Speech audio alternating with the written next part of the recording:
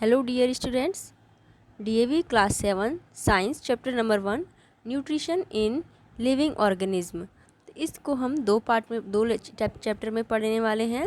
Nutrition in living organism में first part में हम पढ़ेंगे प्लांट्स में जो न्यूट्रिशन है उसके बारे में, और जो सेकंड लेसन है उसमें हम पढ़ेंगे एनिमल्स और मैन में जो न्यूट्रिशन है। तो न्यूट्रिशन यानी कि किसी भी प्लांट को ग्रो करने के लिए, चाहे ह्यूमन बीइंग है या एनिमल्स है, उसको ग्रो करने के लिए, हेल्दी रहने के लिए जो चीज़ों की हमें आवश्यकता होती है उसको ही न्यूट्रिशन कहा जाता है। न्यूट्रिशन मीन्स पोषण।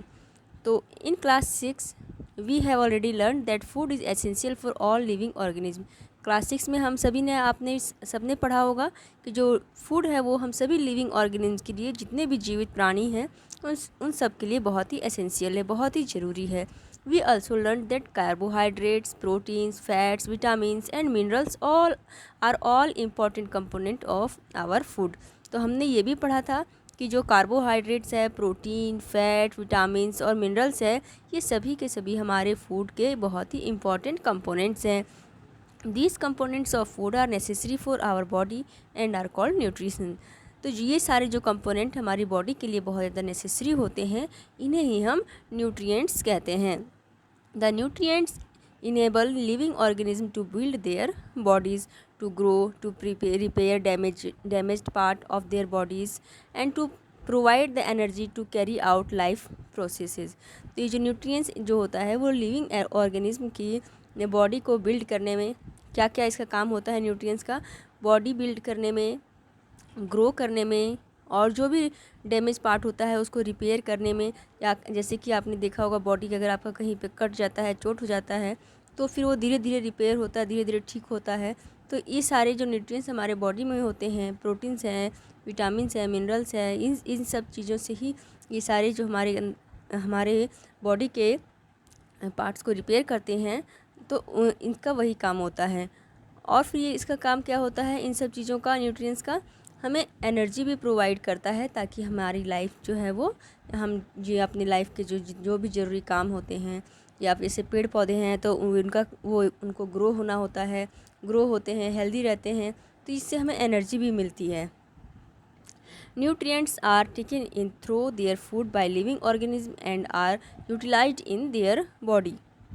जो भी न्यूट्रिएंट्स होते हैं वो हम अपनी बॉडी में फूड के द्वारा, जितने भी लिविंग ऑर्गेनिज्म हैं वो फूड के द्वारा अपनी बॉडी में लेते हैं और उसका बॉडी के द्वारा यूटिलाइज़ किया जाता है, उसका यूज़ किया जाता है। उसके बाद तो न्यूट्रिएंट्स कैसे मिलता है किसी भी लिविंग ऑर्गेनिज्म को, तो वो मिलता है फूड के द्वारा।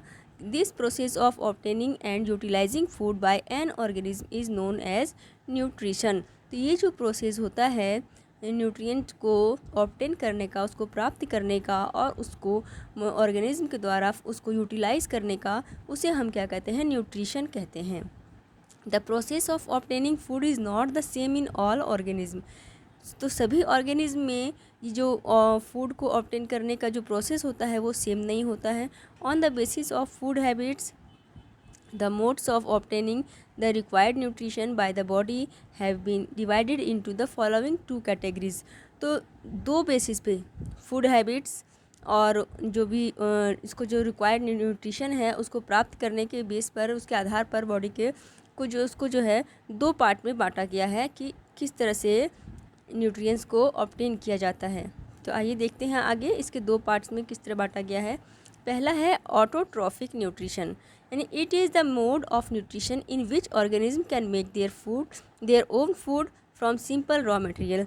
यानी एक ये ऐसा न्यूट्रिशन का मोड है जिसमें जो ऑर्गेनिज्म होता है वो अपना फूड सिंपल रॉ मटेरियल से स्वयं बनाते हैं, खुद ही अपने आप बनाते हैं। All green plants and some bacterias are autotrophs. जैसे हमने पिछली क्लासेस में पढ़ा था ऑटोट्रॉफ्स और हेटरोट्रॉफ्स के बारे में। तो जितने भी ग्रीन प्लांट्स होते हैं और उसमें और कुछ बैक्टीरियाज भी होते हैं, वो क्या होते हैं, ऑटोट्रॉफ्स होते हैं। ऑटो मीन्स सेल्फ और ट्रॉफ मीन्स न्यूट्रिएंट्स, यानी कि जो खुद अपना खाना बनाएं।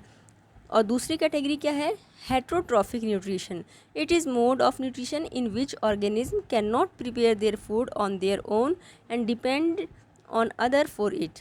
यानी कि ये न्यूट्रिशन का ऐसा मोड है जिसमें जो ऑर्गेनिज्म होते हैं वो अपना जो भोजन होता है उसको स्वयं नहीं प्रिपेयर कर पाते हैं, बल्कि वो उसके लिए दूसरे पर डिपेंड होते हैं।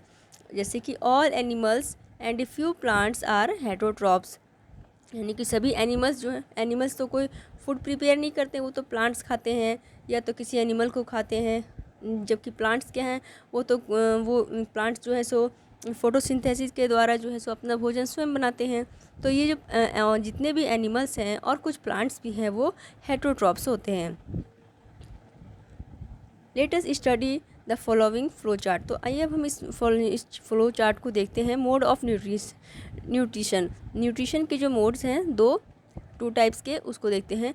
एक पहला है ऑटोट्रॉफिक न्यूट्रिशन, यानी कि ऑल ग्रीन प्लांट्स, जितने भी ग्रीन प्लांट्स हैं वे सभी के सभी अपना भोजन स्वयं बनाते हैं फोटोसिंथेसिस के द्वारा।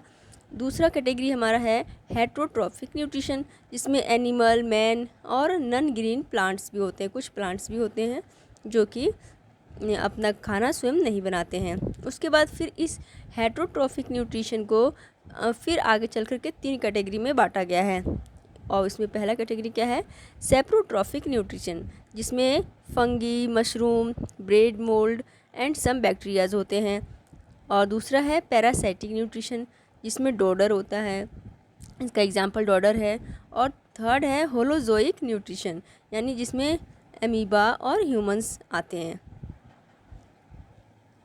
डू यू नो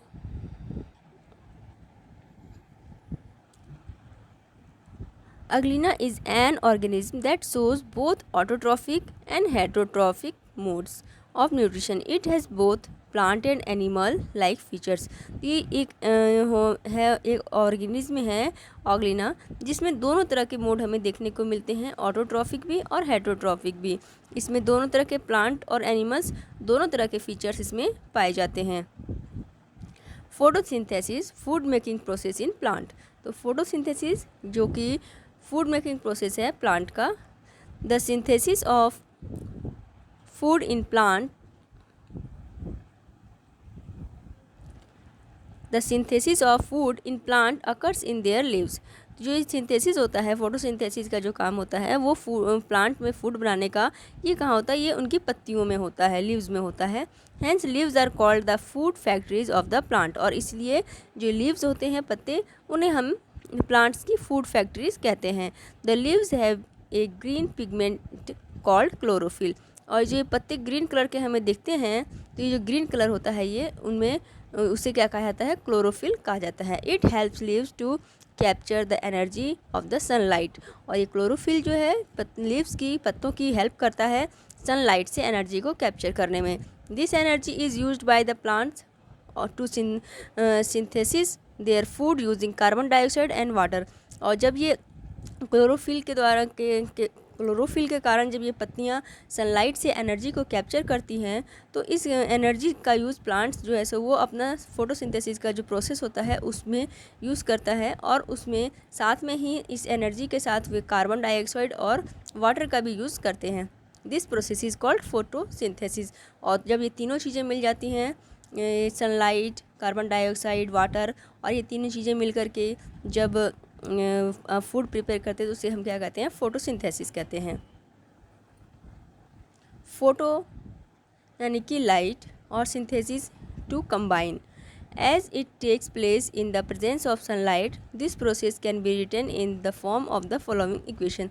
तो इसको हम एक इक्वेशन के रूप में देख सकते हैं, जैसे कि यहाँ पे दिया गया है, देखिए, कार्बन डाइऑक्साइड प्लस वाटर, और फिर जो क्लोरोफिल की हेल्प से सनलाइट को एब्जॉर्ब करता है। तो उसके बाद जो प्रोड्यूस होता है वो क्या होता है, ग्लूकोज यानी कि कार्बोहाइड्रेट प्रोड्यूस होता है, और वो ऑक्सीजन भी प्रोड्यूस करता है, जो कि हमारे लिए बहुत ज़रूरी होता है। प्लांट्स ऑक्सीजन प्रोड्यूस करते हैं फोटोसिंथेसिस के बाद।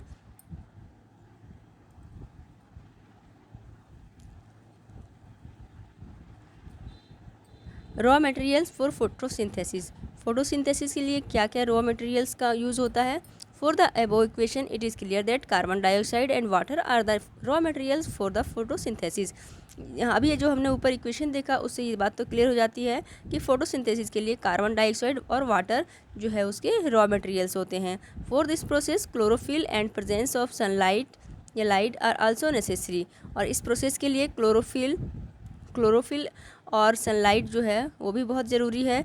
Since food is synthesized in leaves all the raw materials need to reach there. तो इस तरह से ये सारी चीज़ें जो है एक फोटोसिंथेसिस में जो पत्ते के द्वारा जो सनलाइट को एब्जॉर्ब किया जाता है, कार्बन डाइऑक्साइड है, वाटर है, ये सारे के सारे क्या हैं, रॉ मटेरियल्स हैं प्लांट्स के द्वारा फूड बनाने के प्रोसेस में।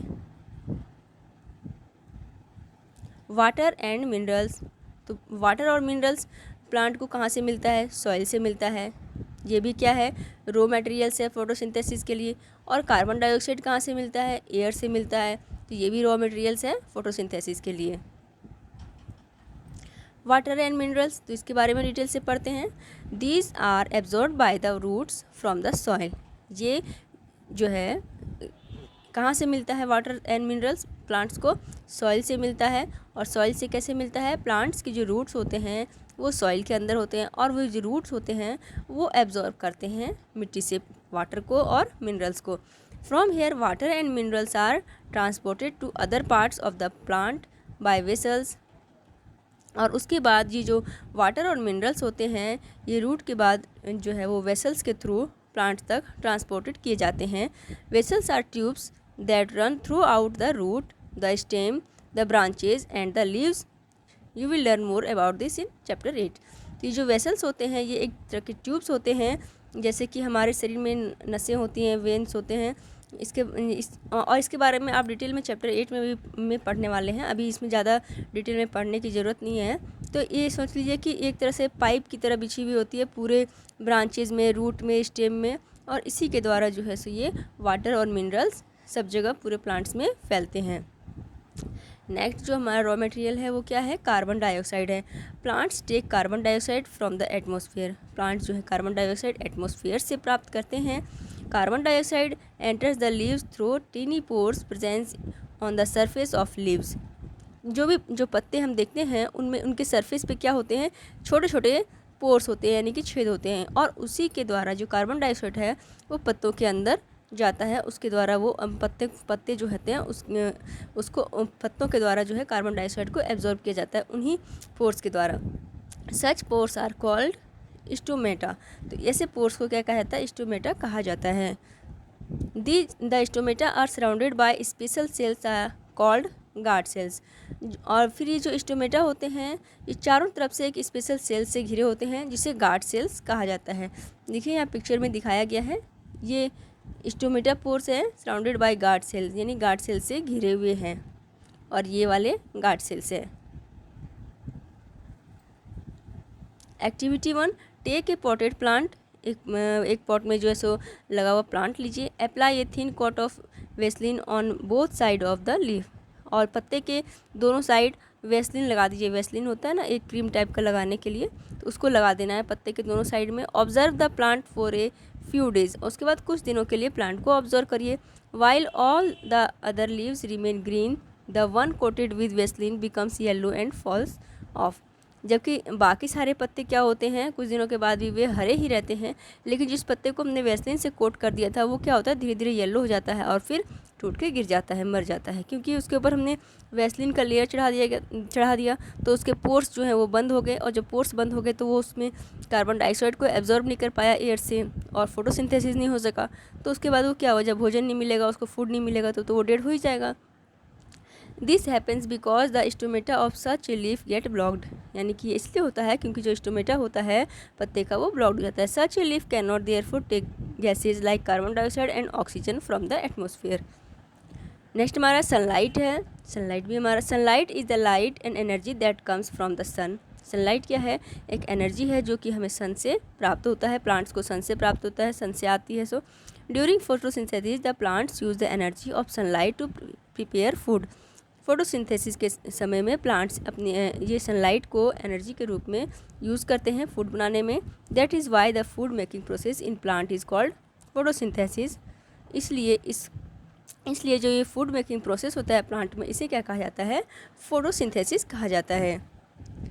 Chlorophyll, the leaves are green due to presence of pigment chlorophyll, यानी कि जो पत्ते होते हैं वो ग्रीन कलर क्यों दिखते हैं, क्योंकि उनमें क्लोरोफिल होता है, इसी के कारण से वो ग्रीन कलर के हमें दिखाई देते हैं। It helps the leaves to capture solar energy, ये लीव्स को सोलर एनर्जी को कैप्चर करने में हेल्प करता है। This energy is use to prepare food from carbon dioxide and water, और इस एनर्जी का यूज़ फिर जो प्लांट्स होते हैं वो कार्बन डाइऑक्साइड और वाटर के साथ मिलकर के फूड प्रिपेयर करने में यूज़ करते हैं। Next, do you know some plants have leaves that are not green in colour, कुछ प्लांट्स के पौधे ऐसे भी होते हैं जो कि कलर में ग्रीन नहीं होते हैं। Such leaves contain chlorophyll but the green colour is masked due to the presence of other coloured pigment. तो इन सब पौधों में क्या, कुछ पौधे ऐसे होते हैं जिनके पत्ते देखिए यहाँ पिक्चर में दिखाया गया, ये ग्रीन कलर के नहीं होते हैं, लेकिन इसमें जो क्लोरोफिल होता है, लेकिन जो क्लोरोफिल होता है का जो ग्रीन कलर है वो क्या होता है, वो मास्क्ड होता है, यानी कि ढका हुआ रहता है, क्योंकि उनमें जो होता है दूसरे कलर के जो पिगमेंट्स होते हैं वो उसके ऊपर आ जाते हैं, यानी कि वो ज़्यादा दिखते हैं, इसी कारण से हम उन्हें ग्रीन कलर को नहीं देख पाते हैं और हमें वो कलर दिखाई देते हैं। This presence of additional pigments caused other leaf colors such as red in color and purple in red cabbage। तो इस तरह के जो कलर्स होते हैं, पिगमेंट्स होते हैं, इसी कारण से हमें कुछ पत्ते जो है अलग अलग कलर के दिखाई जाते हैं, जैसे कुछ रेड होते हैं, कुछ पर्पल कलर के दिखते हैं। हाँ, आपने कैबेज देखा होगा, कुछ ग्रीन कलर के कैबेज भी हम देखते हैं, तो कुछ पर्पल कलर के भी कैबेज देखे होंगे आपने मार्केट में। तो however such leaves can still perform photosynthesis, लेकिन फिर भी ये जो पत्ते होते हैं ये भी फोटोसिंथेसिस को परफॉर्म कर सकते हैं। However some variegated leaves have yellow patches. Such yellow areas on the leaf do not contain any chlorophyll and hence cannot perform photosynthesis। तो इसी तरह से हम कुछ पत्ते ऐसे देखते हैं जिसके कुछ कुछ एरिया में क्या होता है, येलो येलो कलर का होता है, कुछ ग्रीन होता है और कुछ कहीं कहीं येलो येलो के पैचेज होते हैं, धब्बे होते हैं। तो जो येलो पैचेज वाले धब्बे जहाँ होते हैं वहाँ पर क्लोरोफिल नहीं होता है, जिसके कारण कि वहाँ पर फोटोसिंथेसिस का प्रोसेस नहीं हो पाता है, बाकी के पार्ट में होता है। Photosynthesis is a unique process. It is a process that supplies food directly or indirectly for all living organisms. Photosynthesis एक यूनिक प्रोसेस है और इस प्रोसेस से जो है सो प्लांट्स को, सभी लिविंग ऑर्गेनिज्म है प्लांट वाले, तो उनको डायरेक्टली और इनडायरेक्टली जो है वो फूड सप्लाई होता है। The energy of sun thus gets passed on to all organism through plants. तो जो सन की एनर्जी है वो इसी के द्वारा जो है प्लांट्स के फोटोसिंथेसिस के द्वारा ही प्लांट्स के जो लिविंग ऑर्गेनिज्म वाले हैं उन सब में जाता है। Plants also provide oxygen needed bye all living organism for respiration. और उसके बाद जो फोटोसिंथेसिस का प्रोसेस होता है, तो जो प्लांट्स होते हैं वो क्या प्रोड्यूस करते हैं, तो वो हमने देखा था कि भी कार्बोहाइड्रेट यानी ग्लूकोज एनर्जी प्रोड्यूस करते हैं और ऑक्सीजन प्रोड्यूस करते हैं। तो ऑक्सीजन जितने भी लिविंग ऑर्गेनिज्म हैं उसके रेस्पिरेशन के लिए बहुत ज़रूरी होता है।